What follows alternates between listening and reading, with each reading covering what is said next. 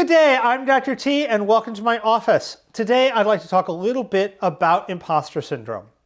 Now, standard disclosure, I'm a biochemist, not a psychologist. So this is not medical advice. I am not a healthcare provider.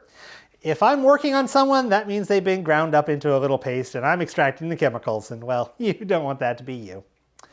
So, imposter syndrome. This is common in academia. It's common in a lot of professions, and I've got a couple of reasons I suspect academia definitely has this as an issue. And this is something we need to talk about more because being forewarned is forearmed.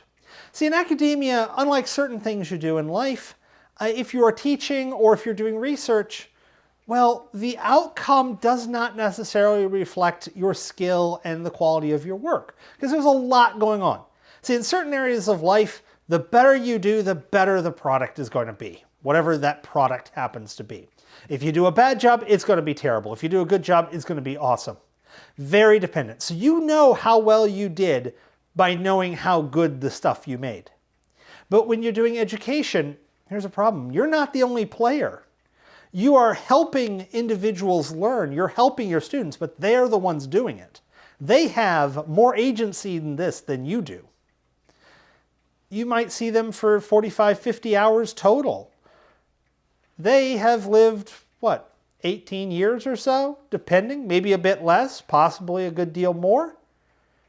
Your 45, 50 hours, yeah, it can make a difference, but it's not going to override a few decades. Additionally, they could have a lot going on in their life. There could be other factors that are completely out of your control or even out of your knowledge. So a negative outcome may be because of something that is unrelated to you. Likewise, maybe a positive outcome is something that isn't related to you as well. Maybe it's not the quality of your teaching, but the amount of buckling down and the quality of their studying. Or potentially they came in already knowing most of the content because of some other educational experience.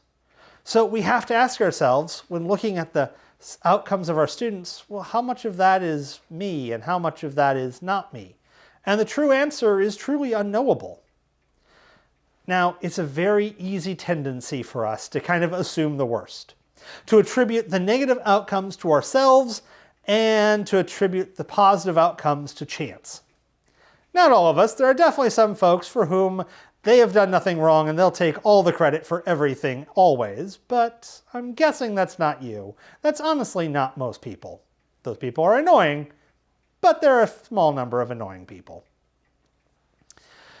Now, research, similar story. You are doing stuff that has never been done before. There are pitfalls that no one knows. So yeah, you don't know what the future holds because no one's ever done it before. It might luck out and be fairly straightforward and easy. It might be incredibly difficult. This very simple thing that's clearly, obviously easy to do might just happen to be impossible. That does happen from time to time. And it's easy to look at other folks in the field. We got some big egos. Let's just be honest. Egos are kind of a thing in academia. And people are always putting their best foot forward. And you can look at the scientific paper somebody wrote and like, man, I've worked for a year and I haven't produced this. And what you don't realize is that's not 6 months worth of work. That's not 3 months worth of work. That's 6 years worth of work.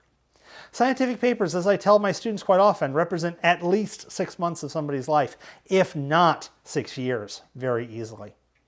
So when you're comparing yourself to somebody else, you're comparing quite often the worst view of yourself, kind of the most critical, cynical view of yourself, versus the polished, best foot forward version of that other person. So there's no way that your worst day is going to be on par or better than that other person's best day. And so it's easy to think that you haven't done a good job.